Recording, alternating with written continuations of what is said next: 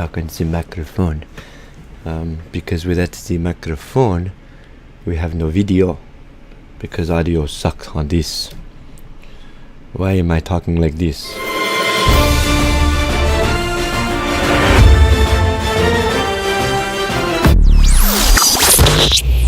What's up, everyone, and welcome to Wednesday's edition of Reptile News. Now, I want to start off today by welcoming Richard Collins, and I'm going to try to pronounce this Carlos Zazueta. Maybe if I didn't pronounce that right, let me know in the comments down below. Anyway, welcome to the channel. These are the newest subscribers. Now, I'm going to try to remember during editing to take a screenshot of this and show you guys. On the dashboard, it shows me recent subscribers, but only in the last 28 days, so I'm not sure how long you two have been subscribed. But welcome to the channel, and thank you for your contribution. Now, we're going to start off today by talking a little bit about the brown tree snake. About the brown tree snake. Yes, about that. So apparently there was $524,000, to be more specific, $524,783.13 set aside for brown tree snake eradication. Now, this is to pay for the wages and the dogs that they use to hunt them. Now, something very interesting about this, and I don't like to get into politics on this show, I really don't, and I'm not really going to, but I am going to mention that the brown tree snake eradication, the budget for it is set at $3.5 million, and apparently the Trump administration had tried to lower that by $663,000 this year, as well as fiscal year 2020, but so far it is held at the $3.5 million that it's supposed to be, and I really hope it does, because the brown tree snake, we've talked about it in Guam, and we've talked about the problems that it's caused down there before, and this is it's a pretty severe problem, and we don't think about invasive species anywhere like off of the mainland. More specifically, we hear mostly about the Burmese pythons and whatnot, and actually the numerous invasive species, mostly the pythons down in Florida, but we don't think about the worldwide invasive species are going to be a problem anywhere, and the brown tree snake is one that we've talked about multiple times on this show before. So I'm happy to see this money being set aside for it. Do I think it's enough? No.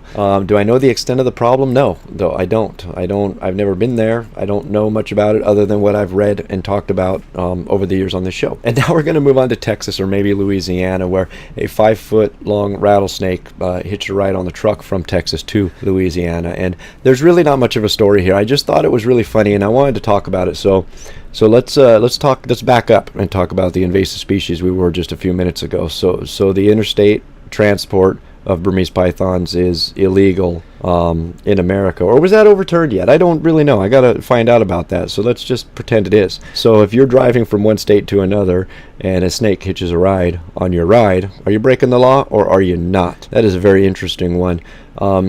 We seem to remember, I think I remember who it was, but I don't want to go there right now. But somebody, I'll just talk about the situation. Somebody was traveling from one area to another, and they had a venomous display. These were all taxidermy animals that weren't really live that I know of, that I remember, and but they traveled into a state where it was illegal to possess these animals, and ultimately they paid a price for doing it. They didn't know that it was illegal in the state, but I remember when we talked about that, we talked about how it's our responsibility to know the states we're traveling through with these animals and know the laws in those states. So it's just very interesting. It's just something that kind of popped into my head when I was going over this story, and I mean, it's a pretty looking rattlesnake. You guys can go click on the link down in the description below and check it out. And now we're going to move on to Florida, and we're going to move on to another story that's not really a story other than another invasive species. Boy, there's a lot of invasive. Hang on, let me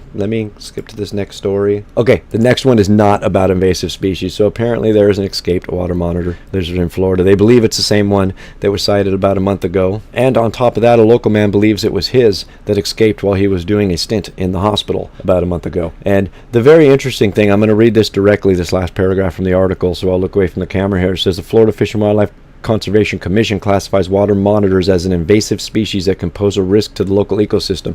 So I'm not from Florida. Some of you guys are, and maybe you can comment on this. Maybe you can't. I don't know. But because the Florida fish, and this is something important to know, guys. This is important for everybody to know, but I don't know, so I'm asking any of you know. It says the Florida Fish and Wildlife Conservation Commission classifies water monitor lizards as an invasive species that could pose a risk. So if the Fish and Wildlife Conservation Commission poses something as an invasive species, isn't it illegal to keep in Florida? I'm curious about that. I truly am. I believe it is, but I don't want to say that. Anyway, I'm going to leave this question off to you guys. Let's have a conversation about invasive species, not only in Florida, but just all over the country, all over the world, down in those comments down below. And now we're going to talk about some science-y type stuff, which I'm never really good with because they use like words and stuff that I just don't like trying to pronunciate, and most of the time I can't, and sometimes I don't understand them. Apparently the University of Tasmania has been doing a study on lizards that lose their tails and the effects that they might have on their life, and it was,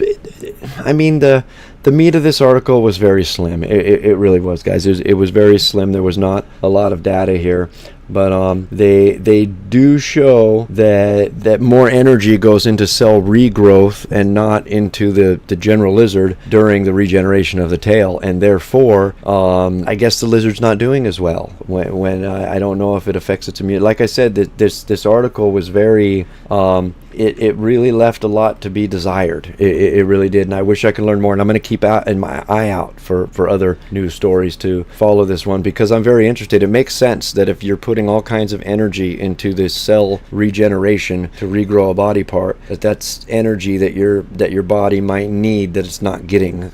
So it makes perfect sense. So like I said, I'm very interested in seeing how this story turns out and what other information comes forward. And that, my friends, has been all your news for this Wednesday. If you'd like to read any more about these stories, those links are right down below here in the description. And as always, if you're still watching, my name is Jason White. Now you know what's going on in the reptile world. Be good to each other, and we'll see you Friday.